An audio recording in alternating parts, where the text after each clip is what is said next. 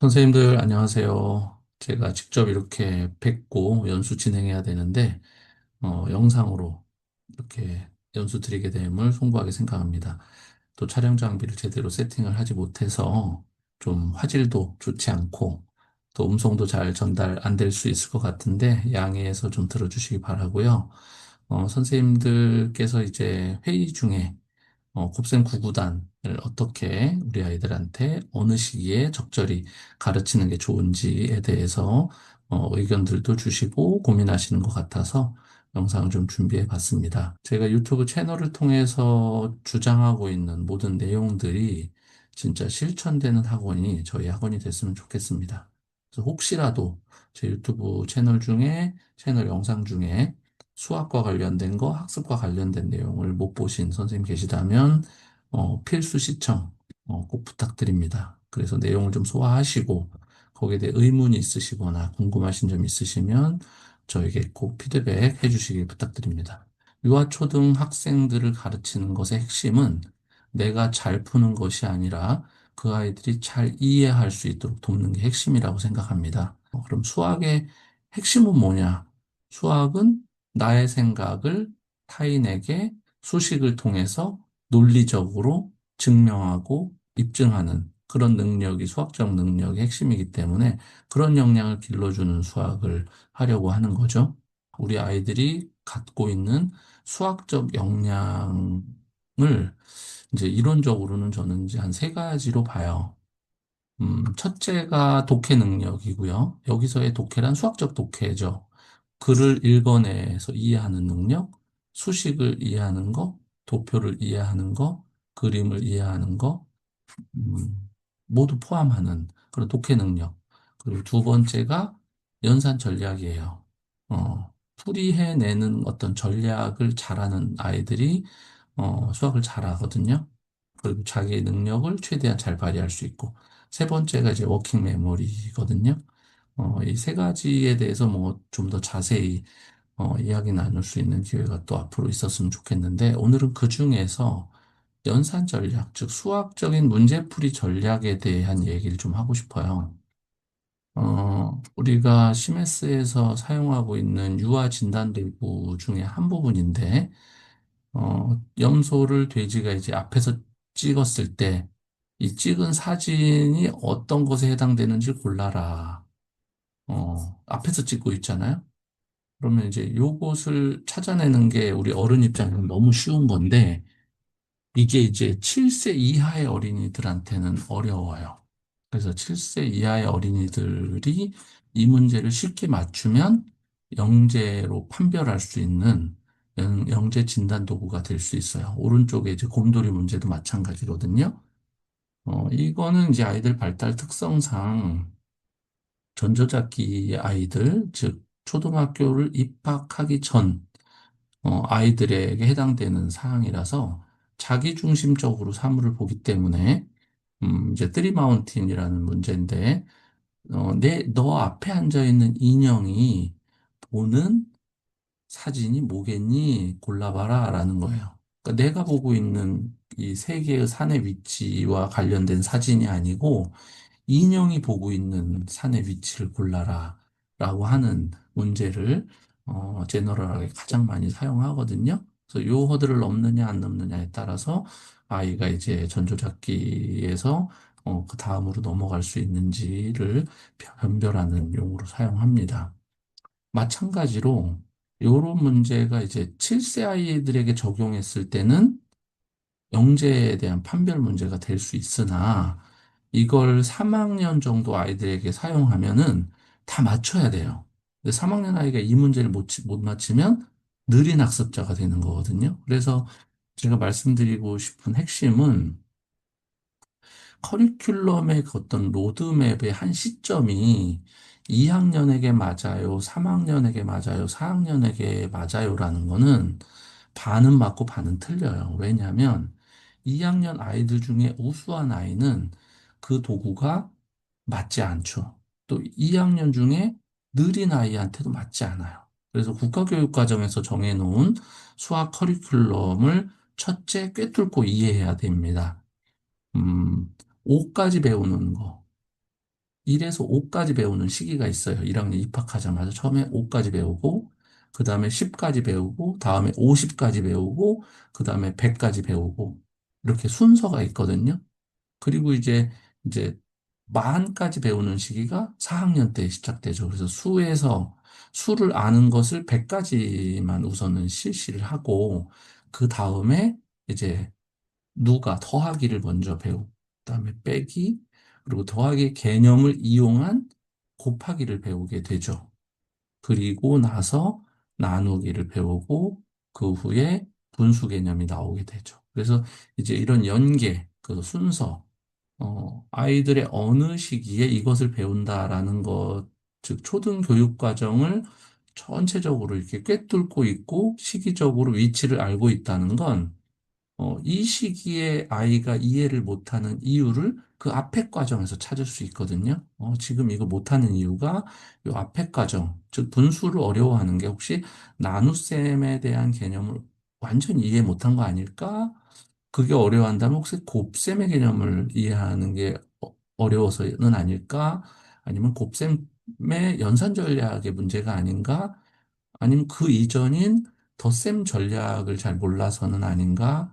폭넓은 시야로 수를 이해하는 것이 기저가 무너져 있는 아이들은 이렇게 순서대로 우리가 설정해 놓은 커리큘럼에서의 어려움을 보게 돼요. 그래서 이 과정을 이해하는 것이 먼저 이제 첫 번째 우리 선생님들이 갖춰야 될 능력이 되겠죠. 초등교육 과정이 어떻게 출발해서 어디까지, 어느 학년에 몇 학기에 어느 시점에 뭘 배우는지를 아는 게 1번. 물론 이걸 크게 나누면 또 도형 영역이 있고 수리 영역으로 나눠지기도 하는데 그 부분을 각각 나눠서 위치별로, 순서별로 아는 게 1번이고, 두 번째는 이제 아이의 같은 학년이지만 내가 가르치는 아이가 2학년이지만 우수한 아이인지 또 좀 느린 학습자인지에 따라서 이걸 이렇게 조정을 이렇게 해서 어, 재구성해서 가르칠 수 있으면 더 좋겠죠. 그래서 이러한 모든 연산 전략의 기저의 1번이 수감각이에요, 수감각. 수감각은 이제 태어나면서부터 아이들이 갖추고 태어나거든요. 근데 환경적인 요인도 있고, 인지적으로 갖고 있는 것도 있고, 또 훈련을 통해서도 길러지기도 해요. 세 가지가 다 소통을 합니다. 그래서, 그림에 나와 있는 것처럼 이제 수감각이란 거는 연산에 의해서도 수감각이 길러지고요. 수감각이 좋은 애가 연산을 또 잘합니다. 또 수에 노출이 많이 될수록 수감각은 길러지고, 수를 조작을 많이 할수록 수감각이 길러져요. 또 환경적 영향도 사실 많이 받고요. 이런 수감각은 수학을 잘하냐 못하냐를 어릴 때 예측하기 좋은 인자로 이미 많이 알려져 있어요. 레퍼런스가 상당히 많이 나와 있고, 유치원 시기에 수감각 좋은 애들은 초등 들어가서 수학을 잘할 확률이 높고, 또 유치원 시기에 수를 읽고, 또 수의 크기 비교를 하거나 암산을 하는 이런 능력이 좋은 애들은 거의 3학년 때 수학을 잘하는 아이, 아니면 수학을 두려워하는 아이로 이렇게 구분 짓는 것이 유치원 때 이미 예측될 수 있다는 레퍼런스도 상당히 많고, 심지어는 초등학교 6학년 이후에도 수감각 좋았던 아이가 6학년 이후까지도 수학 점수가 좋을 확률이 높다라는 레퍼런스도 상당히 많아요. 이건 전 세계 레퍼런스이기 때문에, 어, 뭐 거의 상식처럼 통용되고 있는 거고요. 그래서 조기에 유아 시기에 초등 저학년 시기에 수감각의 니즈를 파악하고 그 부분을 잘 길러주면 수학 불안이라든지 수학 학습 장애 발병률을 확 낮춰줄 수 있다. 그래서 선진국에서는 이 만 10세 전에 수감각을 탄탄히 하는 쪽으로 많은 힘을 쏟고 있고요. 교육과정도 여기에 포커스돼 있어요. 우리나라도 사실 수학교육 과정을 구성할 때 잘 들여다보면 수감각을 길러주는데 3학년 전까지 많은 힘을 쏟는 걸 볼 수 있습니다. 수감각이란 거는 이제 단순히 수세는 것뿐 아니라 이제 태어나는 유아 시기, 태어나서부터 쭉 유아 초기 시기에는 수에 대한 직관적인 거, 한 번에 확 세는 거, 직산, 5개는 확 세거든요. 5개 이하는. 다섯 개 넘어가면 한 번에 못 세고 다섯 개와 나머지 이렇게 세는 게 이제 본능적으로 세는 직산 능력이에요. 그래서 이런 능력을 이용해서 수를 세는 능력들이 이제 초기의 수감각이라고 하면 이 수감각이 점점점 시켜져요. 수를 크기로 이해하고 또 수와 수의 관계를 이해하고 수를 조작하고 또 이제 심지어는 자릿수의 개념을 이해하는 이 모든 게 수감각에 해당되고요. 이제 조금 더 고학년이 되면 최대로 적절한 방법으로 수를 계산하는 것도 수감각의 기저에 의해서 나타난 능력이고요. 또 직관적으로 뭔가 오류라는 걸 감지하거나 또 결과를 합리적으로 도출해내는 그런 능력들 역시도 수감각의 기저에 깔려 있는 상위 능력이 될 수 있어요. 그래서 이런 능력들을 우리는 통상 수감각이라고 하고 이런 능력들을 길러줄 수 있는 시기가 초등학교 시기다. 특히 보수적으로 말하면 초4까지 아주 탄탄히 길러줘야 한다라고 이렇게 보고 있고요. 이제 뭐 더 중요한 거는 유아식이죠. 유아 수학. 그다음에 초등 저학년 수학은 수감각이 혹시 탄탄한지 아닌지를 이제 좀 더 면밀히 봐야 될 필요가 있습니다. 제가 이제 연산 전략을 지금 얘기하고 있는데, 어, 가우스 같은 경우도 그 만 10세 때, 이렇게 선생님이 고정관념으로 생각했던 덧셈의 문제를 짝짓기 방법으로 금방 풀어낸 거죠. 아이들한테 과제를 내주고 딴짓하려고 했다가 가우스가 너무 빨리 풀어가지고 이제 증명해봐라 했더니 이렇게 풀어낸 거죠. 그래서 가우스는 선천적으로 이런 수 센스가 있었던 아이인데 이렇게 0.1%, 0.001%의 정말 타고난 센스를 갖고 있는 아이들도 있지만 수 센스는 훈련을 통해서도 길러져요. 아까 말씀드린 것처럼 그 수센스, 워킹 메모리, 또 수학적인 역량 이런 것들이 사실은 이제 그릇처럼 커지는 시기가 있고 이제 지식을 담는 시기로 구분한다고 하면 초등 시기는 사이즈업하는 브레인업하는 시기이기 때문에 저희들이 하는 수학 교육에 있어서도 사실은 득실을 따질 때 학부모님 설득 사실 해야죠. 장기적으로 보면은 맞고 틀리고에 되게 그렇게 집착하는 게 소탐대실이거든요.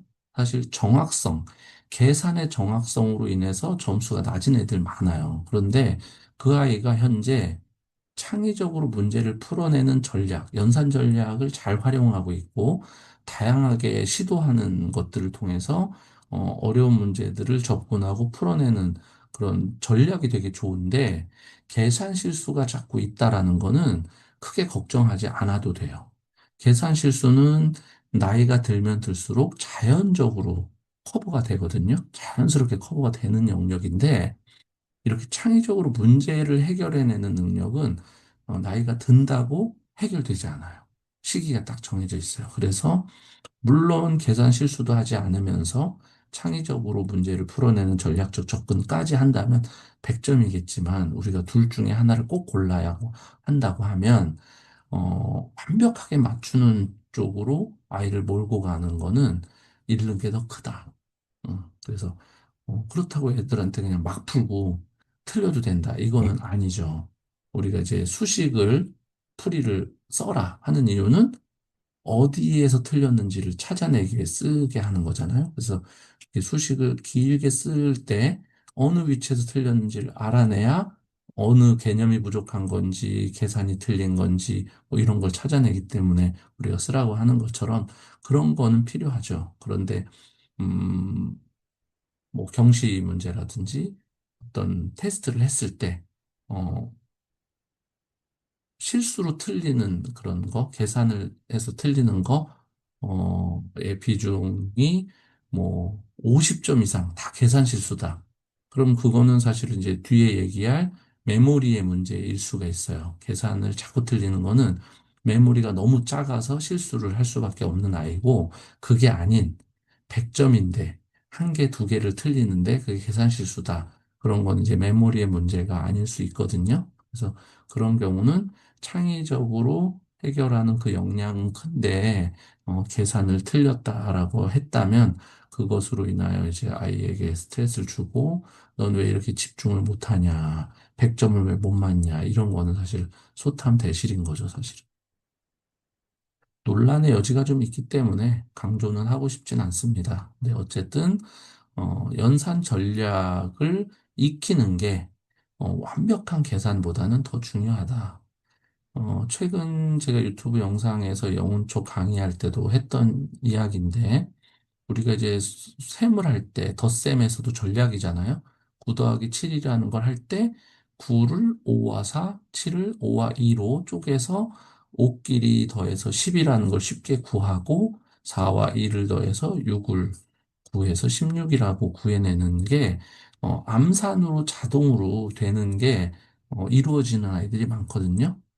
지금 요걸 수식화하지 않고도 머릿속에서 9가 5와 4로 쪼개져서 계산되는 아이들이 수센스가 좋은 애들이에요. 그래서 이런 방식으로 하도록 유도하는 거. 그래서 세로셈 연산 방법보다는 가로셈 연산 방법이 이렇게 수 쪼개기 또 수센스 기르기 연산으로는 좋아요. 그리고 뭐 이런 것도 마찬가지죠. 299와 357을 더할 때 우리는 357을 1과 356으로 나눠서 쪼개서 1을 먼저 더해주고 나머지를 300과 356으로 더하였기 때문에 656으로 이런 연산 전략은 가르칠 필요가 있는 거죠. 그래서 좋은 문제와 나쁜 문제는 이렇게 전략을 쓰게끔 만들어 놓은 문제는 좋은 문제예요. 근데 전략을 쓸 수 없이 그냥 어렵기만 한 문제. 이거는 나쁜 문제예요. 왜냐하면 목적이 없잖아요. 우리 아이들을 계산기 만들려고 하는 건 아니거든요. 그러니까 전략을 쓰면 쉽게 풀리는데 전략을 안 쓰면 어려운 문제는 되게 좋은 문제인 거예요. 전략을 쓸 수 있게끔. 그러니까 문제 만드는 사람이 전략을 쓸 수 있는 어떤 여지를 두고 문제를 만들었느냐, 무턱대고 어렵게 만들었느냐로 우린 문제를 볼 수도 있어야 되거든요. 그래서 뭐 밑도 끝도 없이 어렵기만 한 문제는 우리가 계산기를 쓰면 되거든요. 곱셈 99 얘기를 하기 위해서 여기까지 왔는데 저희가 이제 곱셈 99는 크게 두 개로 나눌 수 있어요. 곱셈 99의 원리를 덧셈식에서 곱셈식으로 넘어가는 이 과정을 알게 하는 게 1번으로 제일 중요하기 때문에 교육 과정에서도 초등 2학년 1학기에 이제 곱셈 99를 놀이 방식으로 덧셈과 곱셈이 차이가 없게 알게끔 해주거든요. 그래서 여기 보면 뭐 4 곱하기 3이 10이라는 걸 4개를 3번 더하거나 3개짜리를 4번 더하거나 이게 결국 12개라는 거를 세서 덧셈과 곱셈과의 관계를 다양한 방법으로 익히도록 하는 과정을 2학년 1학기에 배치해 놓았어요. 그리고 이제 이 곱셈9구의 규칙을 제가 이제 지난 시간에 음, 이제 우리 CMS 교재 2학년이죠. 3-5 2학년 이 과정을 지난 시간에 수업을 하면서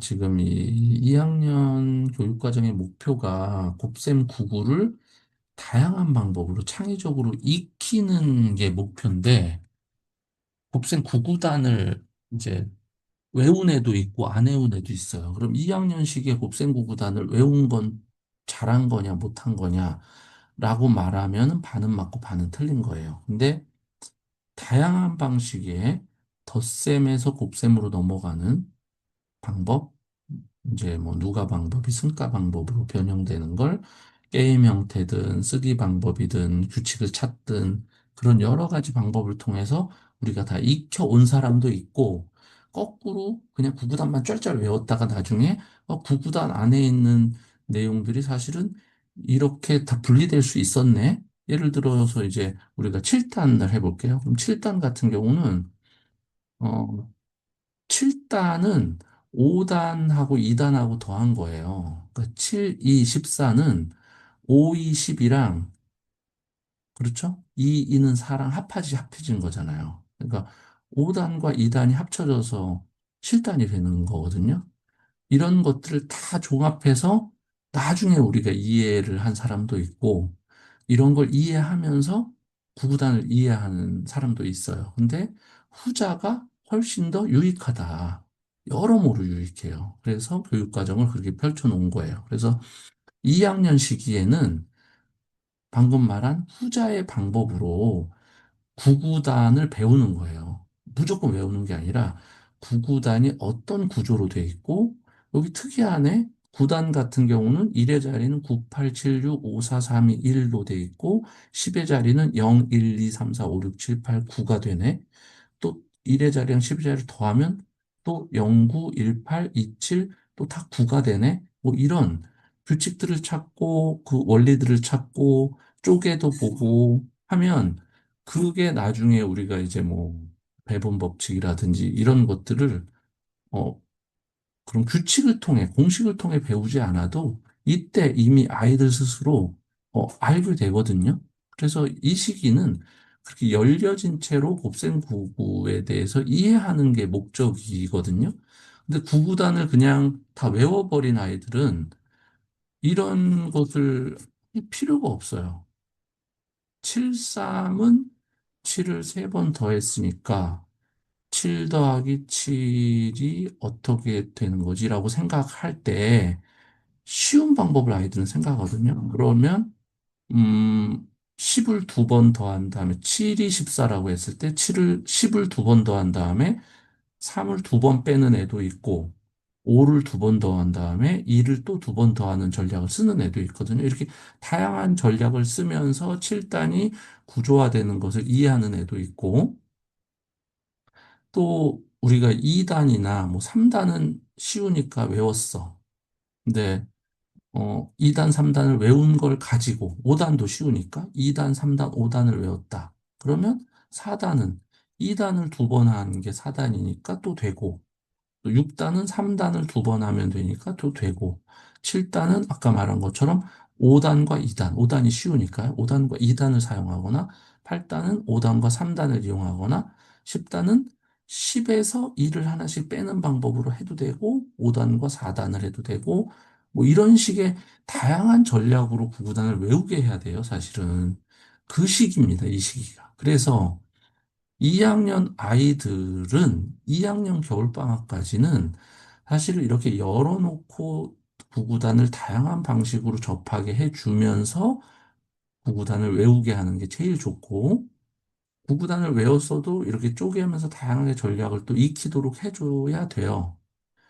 그런데 이게 이제 2학년이 넘어가고 3학년이 되면은 식이 나와요, 식. 곱셈 99에 식이 나옵니다. 그래서 이때부터는 식이기 때문에 구구단을 필수로 다 외워줘야 이제 식에 대한 이해할 여유가 생겨요. 근데 이때도 아직 구구단 못 외웠다.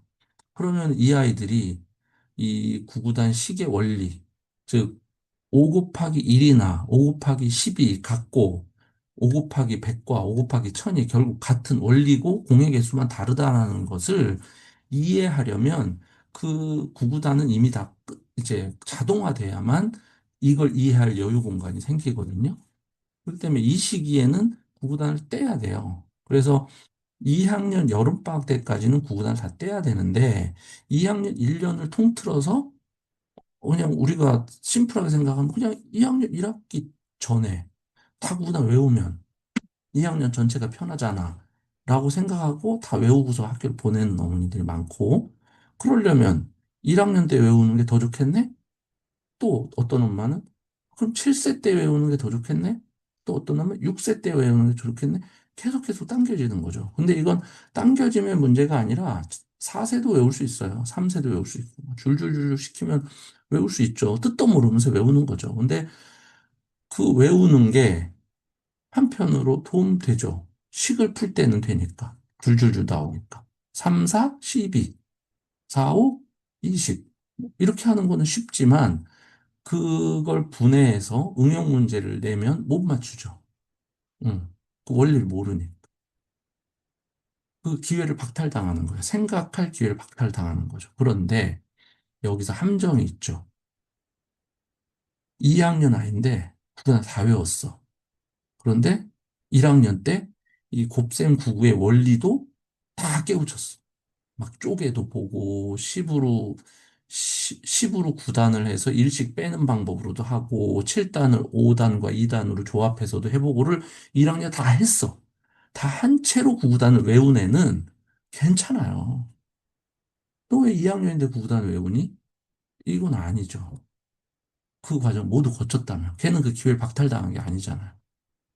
그런 눈으로 봐야죠. 우리 아이들이 충분히 곱셈구구의 원리를 다 익힌 채로 외운 아이인지 그 기회를 박탈당한 채로 외운 아이인지를 보고 박탈당했으면 최대한 쪼개서 다양한 방법으로 곱셈구구의 원리를 익히도록 충분히 2학년은 기회를 줘야 돼요. 그리고 또 역으로 3학년 아이인데 곱셈구구 아직도 못 외웠다. 그럼 이 아이는 두 가지를 해야 돼.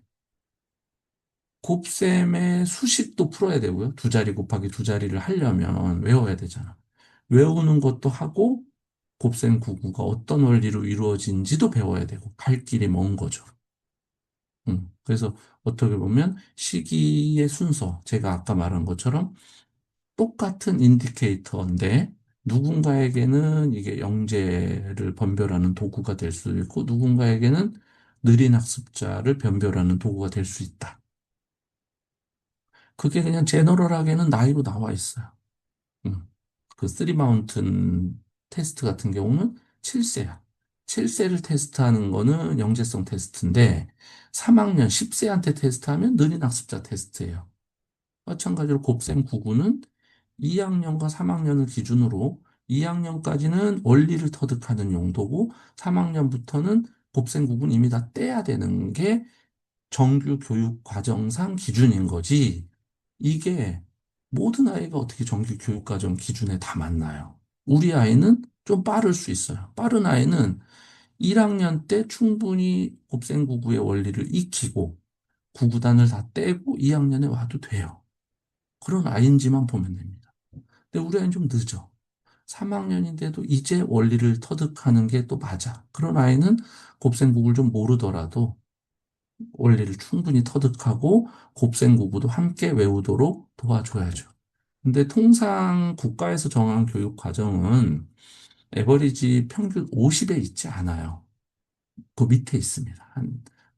하위 20% 정도의 성취 기준이 들어가 있기 때문에 곱셈 구구단은 사실은 3학년 전에 떼는 게 큰 무리가 없어요.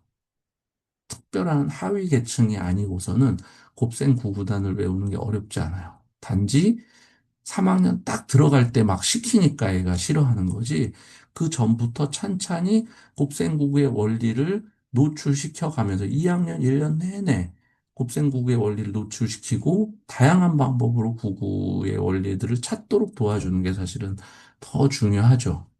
그리고 그 이전에 놀이처럼 덧셈이 곱셈이 될 수 있다라는 그 원리를 1학년 때 익히는 거는 곱셈 구구를 알기 위한 또 그 베이스가 되기 때문에 좋은 수학적인, 로드맵이라고 또 볼 수 있고요.